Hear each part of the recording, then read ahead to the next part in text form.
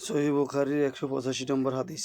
ইয়াহিয়া আল ও মাজিনী রহমতুল্লাহ আলাইহি হইতে বর্ণিত, জনৈক ব্যক্তি আবদুল্লাহ ইবনে যায়েদ রাদিয়াল্লাহু তাআলা আনহুকে তিনি ওমর ইবনে ইয়াহিয়ার দাদা জিজ্ঞেস করল, আপনি কি আমাদেরও দেখতে পারেন কিভাবে আল্লাহ রাসূল সাল্লাল্লাহু আলাইহি ওয়াসাল্লাম ওযু করতেন? আবদুল্লাহ ইবনে যায়েদ রাদিয়াল্লাহু তাআলা আনহু, হ্যাঁ।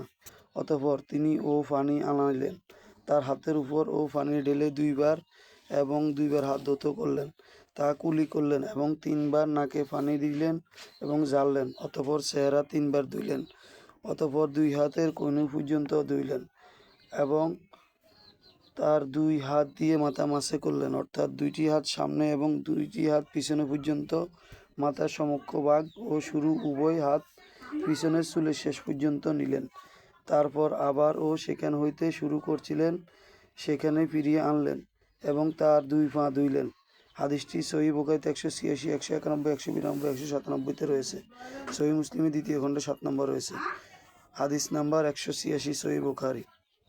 ওমর ইবনে আবু হাসান রহমতুল্লাহ আলাইহি হইতে বর্ণিত, আবদুল্লাহ ইবনে যায়েদ রাদিয়াল্লাহু তাআলা আনহু নবী সাল্লাল্লাহু আলাইহি সাল্লামের ওযু সম্পর্কে প্রশ্ন করা হইলে একটা পাত্র পানি আনাইলেন এবং তাদেরকে দেখাইবার জন্য নবী সাল্লাল্লাহু আলাইহি সাল্লামের মতো করে ওযু করলেন। তিনি পাত্র হইতে দুই হাতে পানি ঢাললেন এবং তা দিয়ে দুই হাত তিনবার ধুইলেন। অতঃপর পাত্রে হাত ঢুকাইলেন এবং 3 কাপ পানি নিয়ে কুলি করলেন, নাকে পানি দিয়ে নাক ঝাড়লেন। তারপর আবার তা হইতে হাত ঢুকাইলেন, 3 বার মুখমণ্ডল ধুইলেন। তারপর আবার হাত ঢুকাইলেন, পানি নিয়ে 2 কান পর্যন্ত ধুইলেন।